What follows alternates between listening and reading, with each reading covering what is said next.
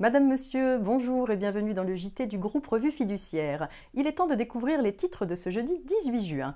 Crédit d'impôt métier d'art, rescrit social et propriété industrielle. Crédit d'impôt en faveur des métiers d'art, une petite précision pour ouvrir cette édition. Les entreprises éligibles au crédit d'impôt en faveur des métiers d'art sont celles qui exercent une activité de création d'ouvrages uniques réalisés en un exemplaire ou en petite série. L'administration a précisé que les entreprises qui réalisent uniquement des prestations de services telles l'activité de restauration d'œuvres d'art ne sont pas éligibles à ce crédit d'impôt. Cette doctrine a été validée par le Conseil d'État.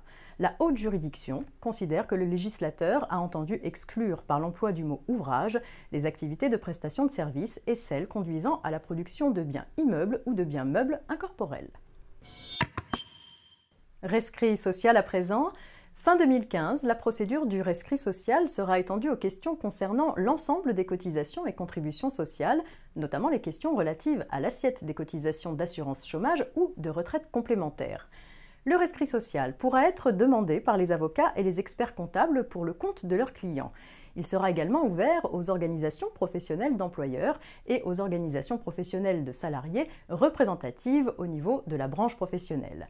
Ainsi, des rescrits de branche pourront être formulés sur l'application des dispositions des conventions collectives concernant les régimes de protection sociale complémentaire.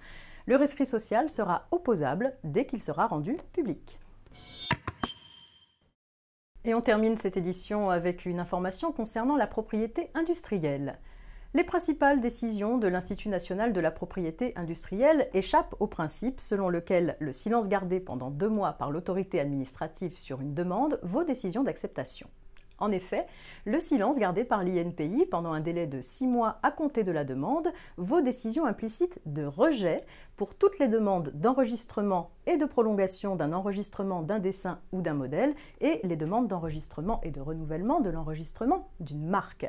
Par ailleurs, le silence gardé par l'INPI pendant un délai de 12 mois à compter de la demande vaut décision implicite de rejet pour les requêtes en renonciation, en limitation ou en déchéance de brevet. Ces dispositions s'appliquent depuis le 9 mai 2015 ainsi qu'aux demandes antérieures au 9 mai 2015 qui n'ont pas encore donné lieu à une décision expresse. C'est tout pour aujourd'hui. Bonne journée et à demain.